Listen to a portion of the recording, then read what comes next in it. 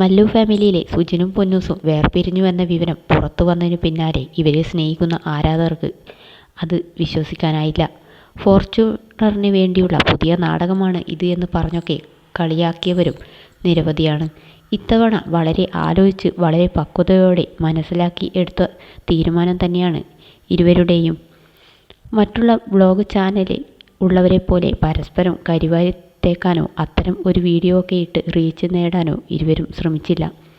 പരസ്പര ബഹുമാനത്തോടെയുള്ള കാര്യം ഒരു പോസ്റ്റിലൂടെ ഇരുവരും വ്യക്തമാക്കുകയായിരുന്നു.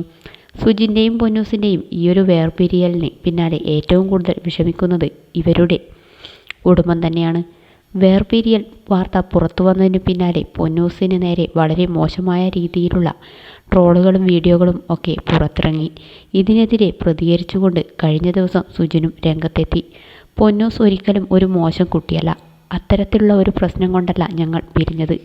പരസ്പരം മുന്നോട്ട് ഒത്തുപോകാൻ കഴിയാത്തതുകൊണ്ട് പരസ്പര ബഹുമാനത്തോടെ എടുത്ത ഒരു തീരുമാനമാണ് എന്നും സുജിൻ പറഞ്ഞു.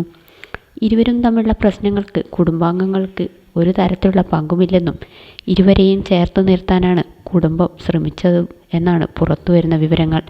സുജിൻ്റെയും പൊന്നൂസിൻ്റെയും വിവാഹമോചന പോസ്റ്റ് പുറത്തു വന്നതിനു പിന്നാലെ സങ്കടം അറിയിച്ച് കുഞ്ചൂസും രംഗത്തെത്തിയിരുന്നു.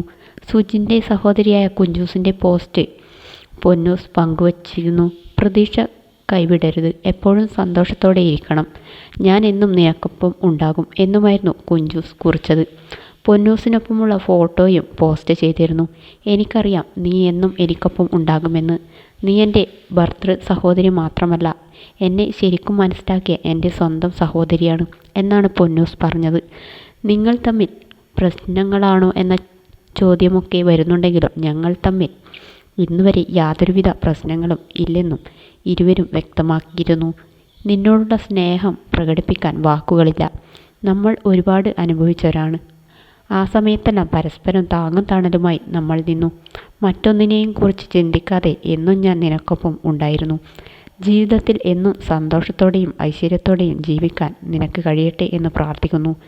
സ്നേഹിക്കുന്നവരെല്ലാം എന്നും നിനക്കൊപ്പം ഉണ്ടാകും എന്നായിരുന്നു അടുത്തിടെ കുഞ്ചൂസിനെ കുറിച്ച് പൊന്നൂസ് കുറിച്ചത്.